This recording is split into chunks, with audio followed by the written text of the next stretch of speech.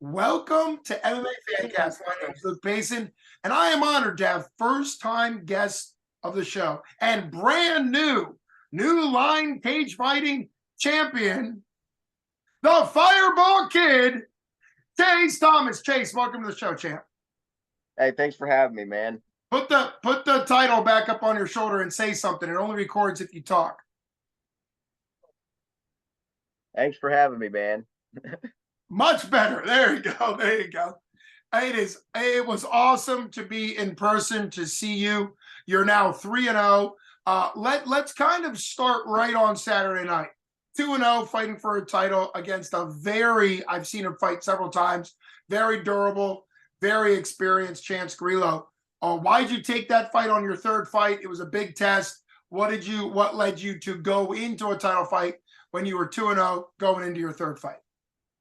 I had fought for I fought for NLC. Like, I haven't fought for any other promotion, so I've been around it for a while, and that was a goal of mine. I wanted to get a belt before I tested any other waters or anything.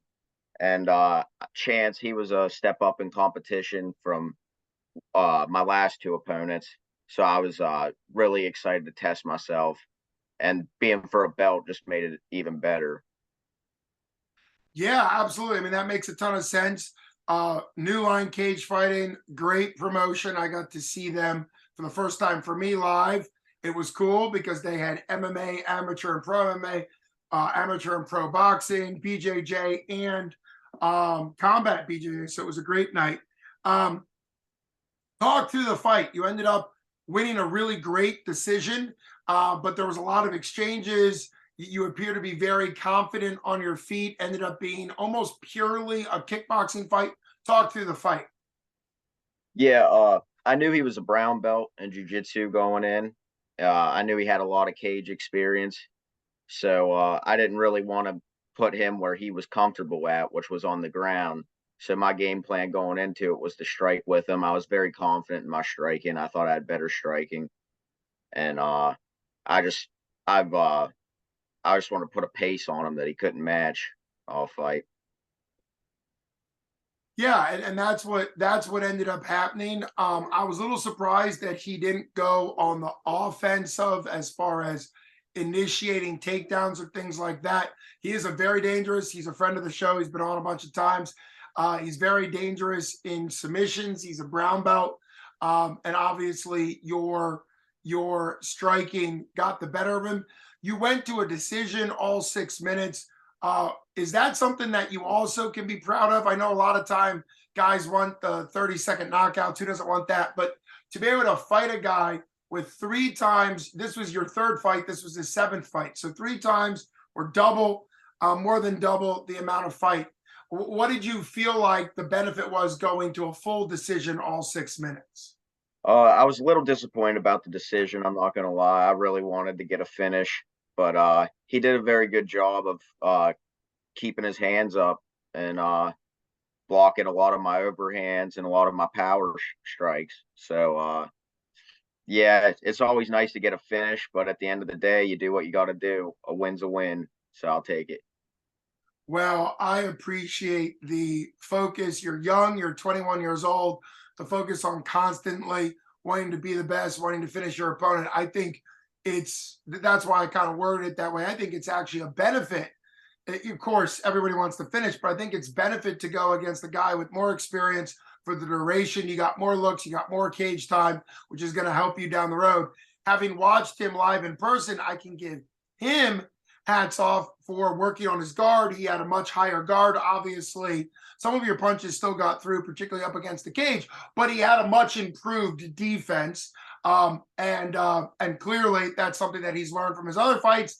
And I think that's good. You're testing yourself against a higher caliber opponent for a reason, which is of course that. But let's now talk a little bit about the atmosphere Saturday night.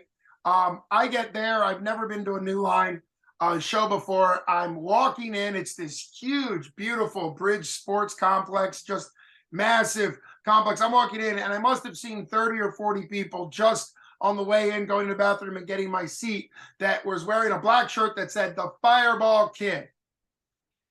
So that's you. I had to ask people who's the Fireball Kid because it didn't say your name on it, it just said Fireball Kid. They were everywhere.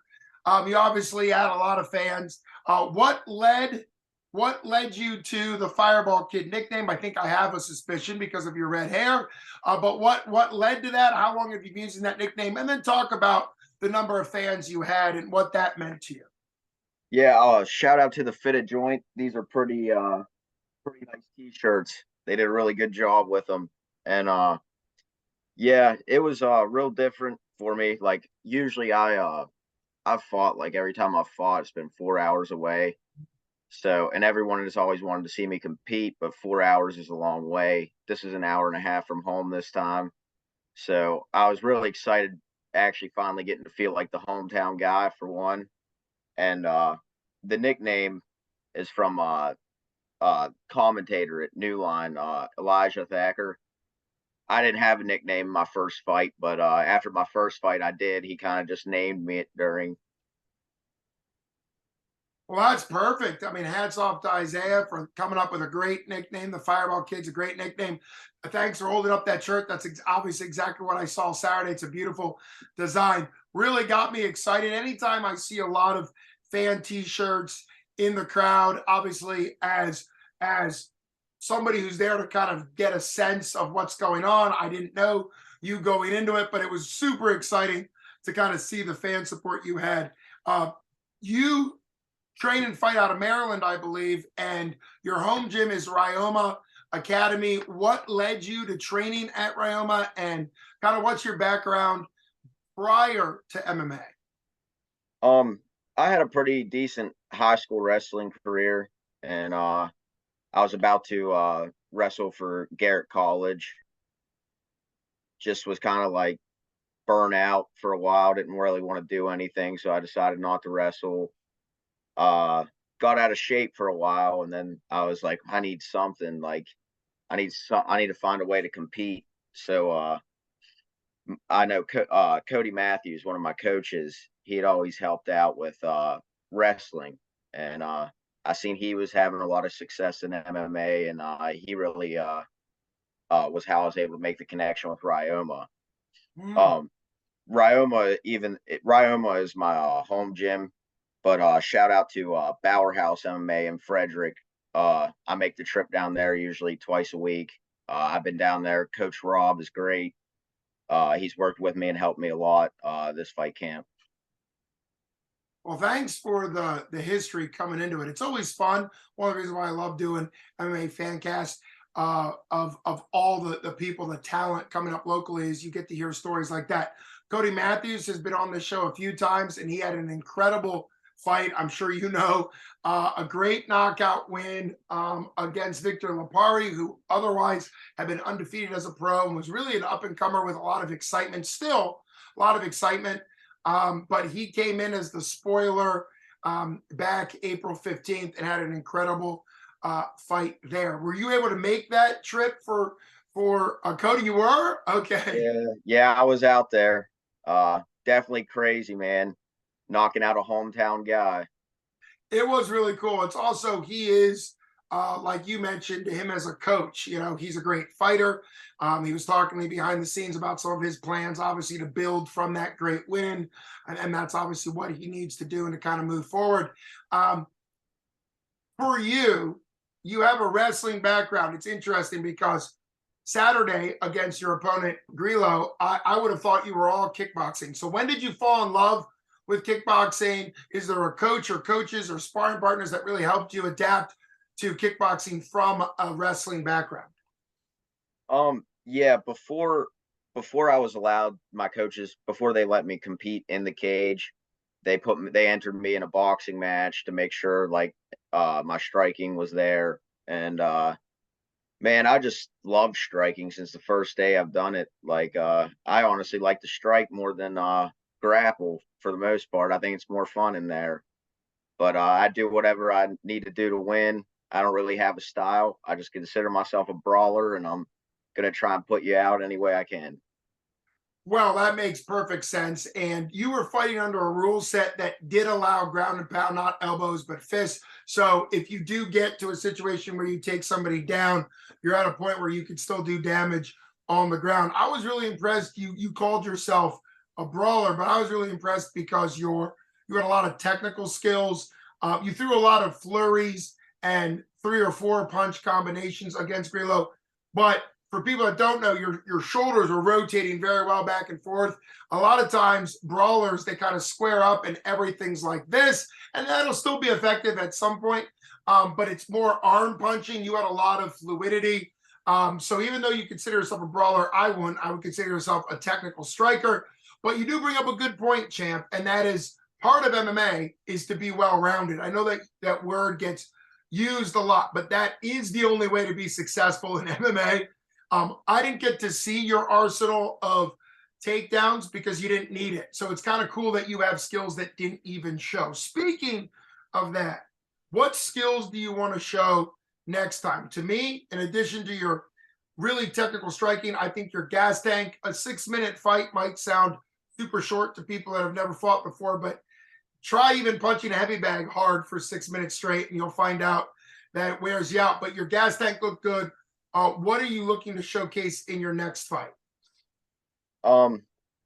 It honestly depends on the opponent, but my first 2 fights, I was like, I'm actually going to be technical in here. I'm not going to throw a bunch of bombs. I'm going to set them up, and I think actually going to decision this time Yeah. benefited me to be more technical and throw straight punches, throw a lot more straight down the middle punches. I used the jab. Think I threw my first jab in an MMA fight this time, so that's definitely helpful. Definitely need that. But yeah, I forgot what I was gonna say there. I'm Oh no, sorry. that makes perfect sense. I'm glad you're giving yourself credit. A couple minutes ago, you were kind of downplaying the decision win. I'm glad you're giving yourself credit because a win's a win, so that's the most important. But also getting more experience, letting your combos really build. Your jab was definitely there. You had a lot of really nice flurries. I think sometimes he even got maybe to 4 to 6 punch combos. He covered up sometimes against the cage, and you were able to kind of put it to him there. You're now the champ. I know you fought exclusively for New Line. I know that they fight a lot in Kentucky. Are you, and I know they have an upcoming fight, are you doing the turnaround as their defending champ at an upcoming New Line event to kind of really keep this momentum going? Um, I'm not sure what's in store for me yet. I haven't talked to my coaches about it or anything. I don't know what they have lined up for me or planned. Uh, I'm not sure. I'm not sure where I'll fight next. Sure. Well, that obviously that's what matters. You putting it in the hands of your coaches. They're developing you, obviously doing really well out of Ryoma and Bauer House, which is great because I know Cody does both of those. So that makes perfect sense. Yeah, and I think that's what's good. We want you to be excited to keep taking fights, but it obviously has to come from what your coaches think as far as matchup, as far as dates, as far as opportunities go. So for you, I know you're kind of new in the game. Do you have any sponsors you want to thank? And if you don't have any sponsors, or if you're open to new sponsors, can you kind of, because this is one of the reasons why I like having sort of new to MMA people, can you kind of make a case for why some local business should sponsor you due to the fact that I know you have a big fan group already? Kind of, let's talk about some sponsorships. It makes a big difference for people that don't know. I know Champ on the show tonight is young. He's 21. He's an amateur champion, and that might seem like, well, why does an amateur need sponsorship? But it really makes a big difference to be able to train more like a pro prior to making that push. So let's talk sponsorships and kind of if you have anybody you need to thank, and then kind of your thought on a shout out to potential sponsors. Yeah, I do have sponsors, and they really have helped me out a lot. Yeah, shout out to the Fitted Joint, like I said earlier, for making the t-shirts. Barton Gun Club, uh, Progressively Green Property Management, Jay Breller Contracting, Shaw Electric, and Lash Bars. I think I'm forgetting one. Hold up.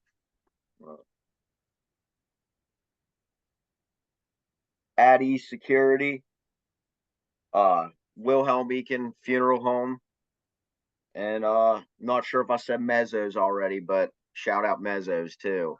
And I would like to thank my coaches, Bob Carter, Brent Walter, Cody Matthews, and Coach Rob at Bauer House for progressing me as a fighter. Absolutely. It's always great to give your coaches credit because you're representing their skill set and what they taught you to do. Also, I've got to give you we'll do a little Luke Payson round of applause here because as a young up and comer, you're now a champ. You know, going into your third fight, I got to give you a lot of credit for hustling.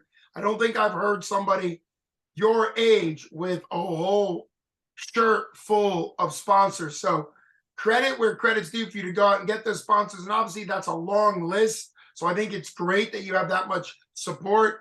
I heard a funeral home in there. And you know, like what's nice about up and coming MMA fighters like yourself is local businesses that will never be able to sponsor, you know, a real high-end NASCAR or, you know, something like that can sponsor a local guy and get support and get people in more, you know, more to their businesses. So I think that's just wonderful. Is that something that you went out and got, or is there somebody behind the scenes that have helped you, whether it be a family member, a parent, or coaches? Like, how'd you get all these sponsorships going into your third fight? Uh, I'm just grateful to be. I'm just surrounded by a community full of like great people that were more than happy to help me out. And I I didn't have sponsors before this fight, Oh, and so this is something I want to do on my own because I wanted to make T-shirts. I like something to like. I think it would have promoted my fight better too. sure. Well, then congratulations to you, and obviously a big thanks to all of your sponsors. It really seems like not only coming into this fight where you're fighting for a belt, remaining undefeated, fighting a guy with double the amount of experience, but also you're taking a ratchet up, a step up in professional, in the business side of things. So hats off to you. It's always important, as you know, you got to fight first. You got to be a fighter first. Sometimes people focus too much on the business. So I'm not trying to derail you into that. You got to be better and better and better as a fighter because that's what's going to pay the bills. That's what's going to get people excited. But I think it is great that you were able to put consciously in your mind that you wanted to bring in some sponsors. So it's been awesome getting to know you, Chase, the Fireball Kid. It's just been fantastic. I'm looking forward to following you. So please keep in touch. I can't wait to follow you at whatever your next fights are. I love following somebody from young all the way up. So thanks so much for coming on to MMA Fancast today. Thank you for having me. It's been an honor, champ. You've been listening to Luke Payson from MMA Fancast with the new Line Cagefighting middleweight amateur champion, the Fireball Kid, Chase Thomas. Thank you, sir. You take care. Thank you. You too. You got it.